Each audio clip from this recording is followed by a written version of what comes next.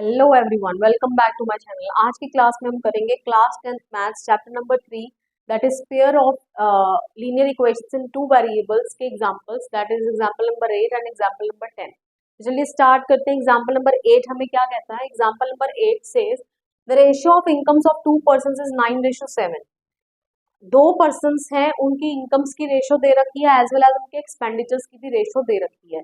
तो obviously this is clear कि मेरे पास दो चीजें हैं, first is income and the second is expenditure. तो मैं लेट कर लेती हूँ, let the income be X. Example number 8 मैं क्या लेट कर लूंगी? Let the income be rupees X and the expenditure be rupees Y. अब रेशोज का मतलब क्या हो गया? तो ये इनकम है, तो दैट इज इनकम की रेशो क्या हो गई? 9x/7x। ओके, एंड एक्सपेंडिचर की रेशो क्या हो गई? 4y/3y, क्योंकि एक्सपेंडिचर को मैंने y लेट करा है ऑब्वियसली। अब if each of them manages to save ₹2000 per month, अब ये दोनों ही पर्सन जो हैं ये किसी ना किसी तरीके से 2000 रुपए पर मंथ तो बचा ही लेते हैं।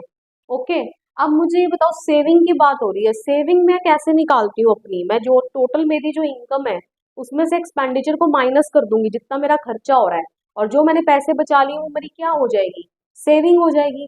तो इसका मतलब दिस इज क्लियर। अब मुझे इक्वेशन फ्रेम करनी है, तो फर्स्ट पर्सन की जो इनकम है दैट इज क्या है? 9x। तो इनकम क्या है? 9x, उसमें से उसका एक्सपेंडिचर कितना हो गया? 4y, एंड कितने पैसे उसने बचा लिए? 2000 रुपए। अब सेकंड पर्सन जो है उसकी इनकम कितनी है? 7x, उसके एक्सपेंडिचर कितने हैं? 3y, और कितने पैसे बचा लिए इसने? भी कितने बचा लिए? 2000 रुपए बचा लिए। आई होप सो आपको क्लियर है कि मैं माइनस क्यों कर रही हूँ, क्योंकि इनकम में से एक्सपेंडिचर को माइनस करोगे तभी सेविंग होगी। ऑलराइट, अब देखो, चलो मैं इन दोनों इक्वेशंस को सॉल्व करूंगी, एलिमिनेशन मेथड से सॉल्व करूंगी, तो ऑब्वियसली मेरे को किसी एक वेरिएबल के कोएफिशिएंट को सेम करना पड़ेगा। So here this is y के साथ क्या है? 3 एंड हेयर इज 4। दोनों सेम नहीं है, तो ऐसा करती हूँ, यहाँ पर मैं इस पूरी इक्वेशन को 3 के साथ मल्टीप्लाई कर देती हूँ। क्यों? क्योंकि यहाँ पर 3 है, और यहाँ पर मैं इस पूरी इक्वेशन को 4 से मल्टीप्लाई कर देती हूँ, क्योंकि यहाँ पर y के साथ क्या था? 4। ठीक है, तो फटाफट से मल्टीप्लाई करते हैं। This will B 4 7 28x minus 4 3 12 minus 4 2 8 8000, and this will B 3 9 27x minus this will B 12y and 6000। Alright, अब देखिए वेरिएबल सेम हो गया, this is 12y and this is 12y। अब एलिमिनेशन मेथड से मैं सॉल्व करूंगी, इस इक्वेशन को उठा के इसके नीचे लिख देती हूँ। ठीक है, so this will be 28x minus 12y is equal to 8000। Okay, देखिए दोनों ही माइनस है, तो एक प्लस का होना चाहिए, एक माइनस का होना चाहिए, तभी दोनों कटेंगे। तो ऑब्वियसली यहाँ पर मुझे साइन को चेंज करना पड़ेगा। यहाँ माइनस है, so this will B plus, ये प्लस है, this will be minus, and this will also be minus. तो ये आपके कट गए। यहाँ पर आप माइनस करेंगे, this will be minus x and this will be minus 2000। तो माइनस से माइनस कट गया, तो आपका एक्स की वैल्यू क्या आ गई? 2000 आ गई।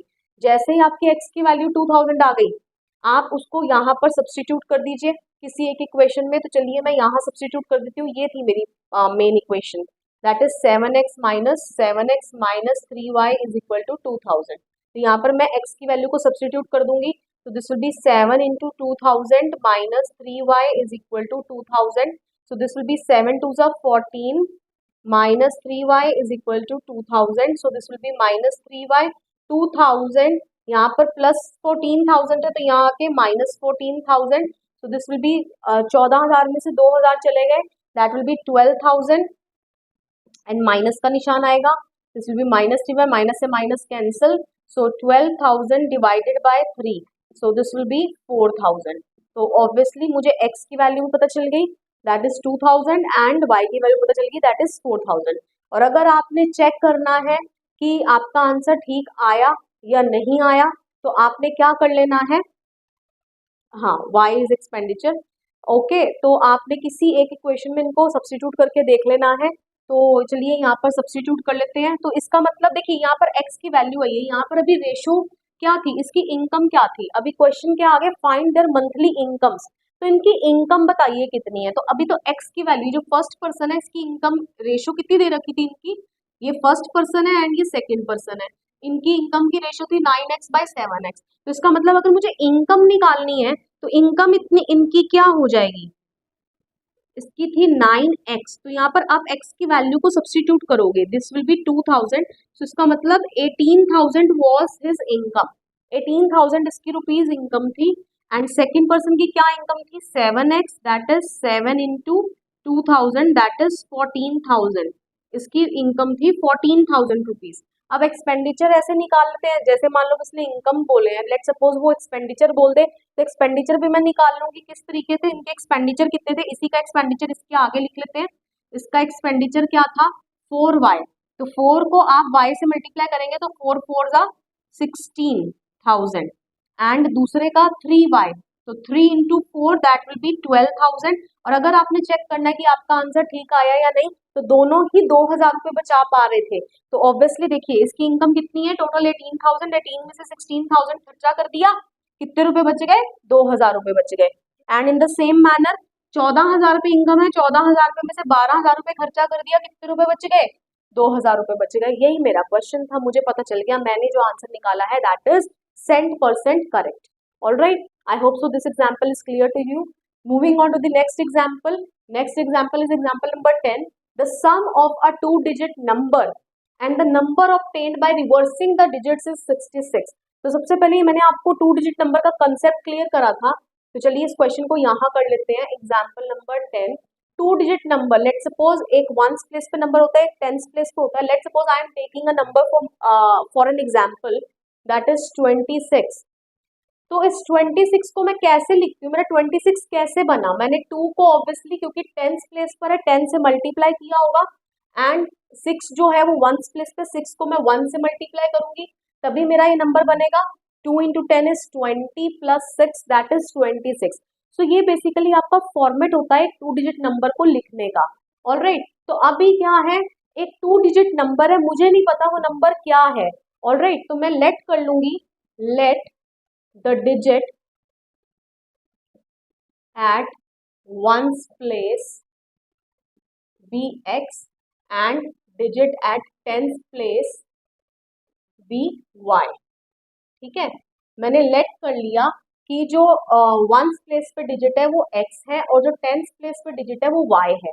तो अब इसकी स्टैंडर्ड फॉर्म क्या हो जाएगी, तो नंबर आपका क्या बन जाएगा, नंबर विल बी ऑब्वियसली ये डिजिट टेंस प्लेस पर है तो आप इसको 10 से मल्टीप्लाई करोगे, this will B 10y plus x। Alright, इस तरीके के हिसाब से आप यहाँ से कंपेयर कर लेते हैं। यहाँ 26 था, 2 को 10 से मल्टीप्लाई करा था, तो यार y जो है टेंस प्लेस पे, y को 10 से मल्टीप्लाई कर देंगे, प्लस 6 को 1 से करा था, तो x को 1 से करोगे that will B x only, तो इसलिए मैं यहाँ पर नहीं लिख रही हूँ। So this will be the number.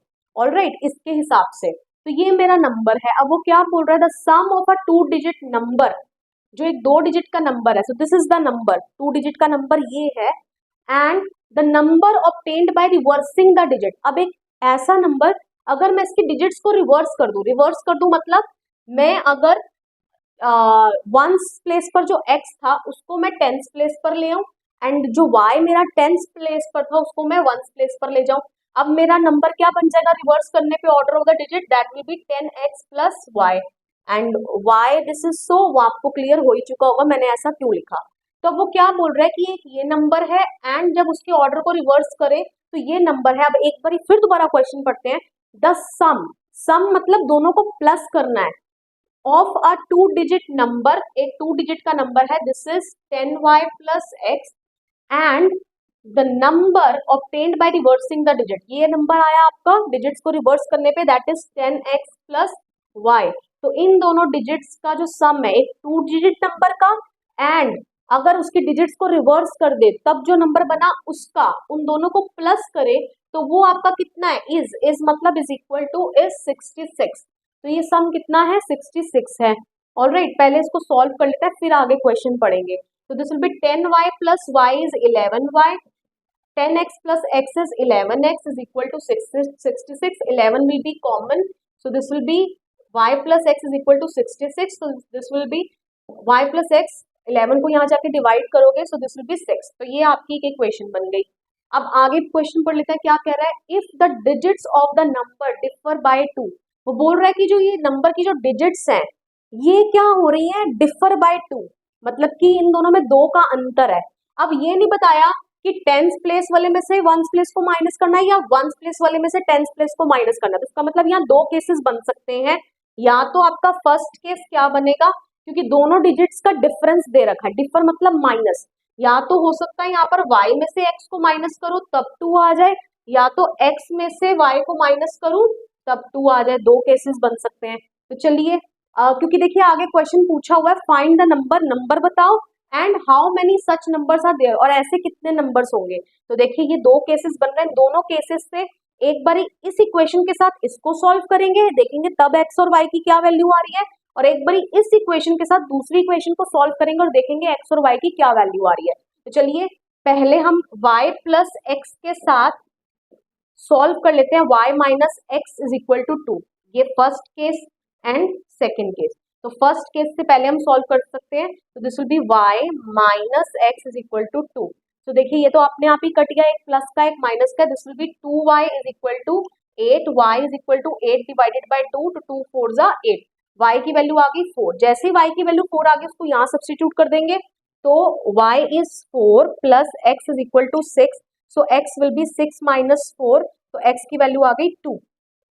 इसका मतलब इस केस में मेरे y की वैल्यू क्या आ रही है, मेरे y की वैल्यू क्या आ रही है, y की वैल्यू इज 4 एंड x की value is 2, so the number is 42। अब चलते हैं सेकेंड केस पे। अब मैं एक बार इस इक्वेशन के साथ सेकेंड केस को उठाती हूँ और उसको सॉल्व करती हूँ। So this will be y plus x is equal to 6 and x minus Y, देखो y माइनस का है x प्लस का है, तो मैं ऐसे इसके नीचे लिख सकती हूँ दिस इज 2। अब y से y कट गया, this will be 2x is equal to 8 and x is equal to 8 divided by 2, so x की वैल्यू आ गई 4। जैसे आपकी x की वैल्यू 4 आ गई उसको यहाँ सब्स्टिट्यूट कर देते हैं, तो y plus x is equal to 6, y plus x की value 4 is equal to 6, y is equal to 6 minus 4 that is 2। तो अब यहाँ पर क्या नंबर बन गया, x की वैल्यू तो क्या आ गई है, x की वैल्यू आ गई है 4 एंड y की वैल्यू क्या आ गई है 2। तो देखिए आपका नंबर क्या हो सकते हैं, उसने पूछा था how many such numbers are there, तो आपके पास दो नंबर्स हो सकते हैं दैट इज 24 एंड 42, और आप इन दोनों का ही डिफरेंस चेक कर लीजिए। 4 में से 2 जाएंगे क्या बचेगा 2, और यहाँ पर 4 में से 2 माइनस करोगे क्या बचेगा 2। उसने बोला था कि दोनों का डिफरेंस क्या होना चाहिए, 2 होना चाहिए दोनों डिजिट्स का। तो देख लीजिए दोनों केसेस में 2 आ रहा है डिफरेंस, एंड उसने क्या बोला था कि आप दोनों ही नंबर को जो आप रिवर्स, अगर मान लो ये मेन नंबर है और दूसरा नंबर उसको रिवर्स करके बना, देख लीजिए ऑर्डर ही तो रिवर्स हुआ, 2 जो है टेंथ प्लेस पे था, यहाँ वंस प्लेस पे आ गया, यहाँ वंस प्लेस पे 4 था, यहाँ वो क्या कहाँ आ गया टेंथ प्लेस पे आ गया, और इन दोनों का सम उसने कितना बोला था 66 आएगा। तो देख लीजिए 24 plus 42 is 66, it means my answer is correct. तो ये वे है इस क्वेश्चन को करने का, this is very simple question. I hope सो आपको समझ में आ गया है किस तरीके से सॉल्व करना है। अगर फिर भी कोई डाउट रह गया है तो प्लीज कमेंट करके मुझे बता दीजिएगा। I will try my level best to solve your all doubts by giving you another explanation video for the same question. I hope so you like this video. अगर video पसंद आया हो please दिल खोल कर शेयर कर दीजिएगा अपने फ्रेंड्स के साथ, कमेंट करके बताइएगा वीडियो आपको कैसा लगा, and do subscribe my channel. मिलते हैं नेक्स्ट वीडियो में, टिल देन बाय बाय।